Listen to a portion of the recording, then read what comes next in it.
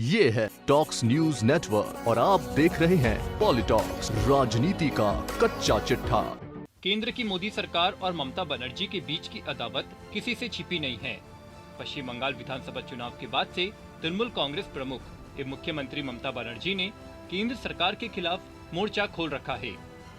यही नहीं, बंगाल चुनाव में प्रचंड जीत के बाद से ममता दीदी अब 2024 के लोकसभा चुनाव की तैयारियों में जुट गई है। यही कारण है कि जब भी ममता बनर्जी को मौका मिलता है, वो बीजेपी पर जमकर निशाना साध रही है।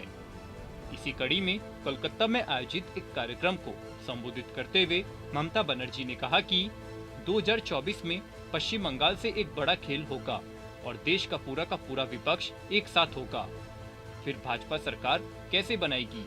इसके साथ ही ममता बनर्जी ने दिल्ली में नेताजी सुभाष चंद्र बोस की प्रतिमा के उद्घाटन से जुड़े कार्यक्रम को लेकर भी केंद्र सरकार पर निशाना साधा। ममता ने कहा, जिस तरह मुझे बुलाया गया वह अनुचित है। मैं कोई इनकी नौकर थोड़ी हूँ।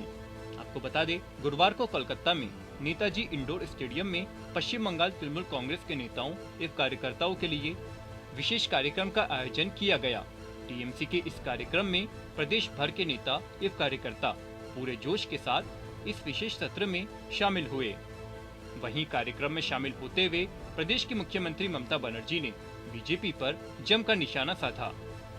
केंद्र सरकार पर सरकारी एजेंसियों के दुरुपयोग का आरोप लगाते हुए बनर्जी ने कहा कि भाजपा के शासन में केंद्रीय एजेंसियां महज कठपुतली है।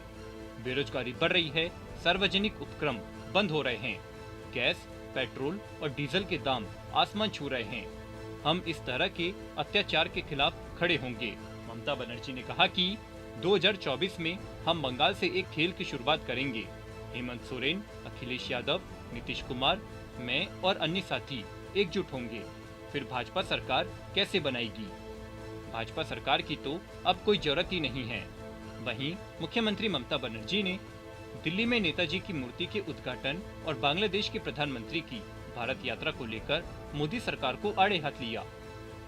ममता ने कहा कि मुझे बुधवार को सचिव का खत मिला था, जिसमें कहा गया था कि पीएम आज शाम 7 बजे नेताजी की प्रतिमा का उद्घाटन करेंगे और शाम 6 बजे आपको वहां होना चाहिए। जैसे कि मैं उनकी नौकर हूँ। एक अंडर सेक्रेटरी एक मुख्यमंत्री को कैसे लिख सकता है? संस्कृति मंत्री इतने बड़े कैसे हो जाते हैं? इसलिए मैंने आज दोपहर यहाँ नेताजी की प्रतिमा का माल्यार्पण करके उन्हें श्रद्धांजलि दी। गुरुवार शाम को इंडिया गेट के पास नेताजी की प्रतिमा और सेंट्रल विस्टा एवेन्यू का उद्घाटन किया। बंगाल की मुख्यमंत्री ममता बनर्जी यही नहीं रुकी।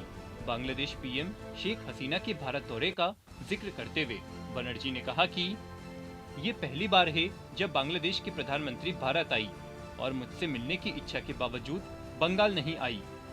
बांग्लादेश की प्रधानमंत्री शेख हसीना से मेरे बहुत अच्छे संबंध है, लेकिन केंद्र ने भारत की उनकी आधिकारिक यात्रा का हिस्सा बनने के लिए मुझे आमंत्रित नहीं किया। मुझे नहीं पता कि बीजेपी वाले इतने गुस्से में क्यों हैं। उन्होंने मुझे कार्यक्रमों में शामिल होने के लिए शिकागो और चीन सहित कई जगहों पर जाने नहीं दिया।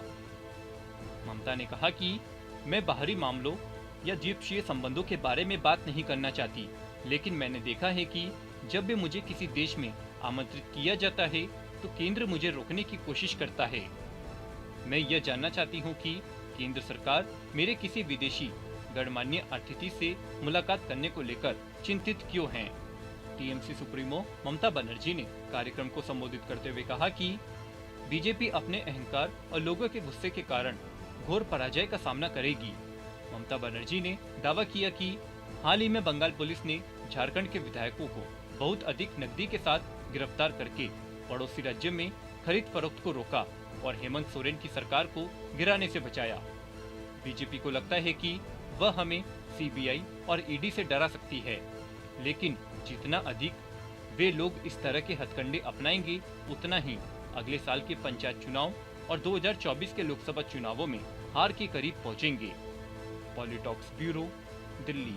ये है टॉक्स न्यूज नेटवर्क और आप देख रहे हैं पॉलिटॉक्स, राजनीति का कच्चा चिट्ठा।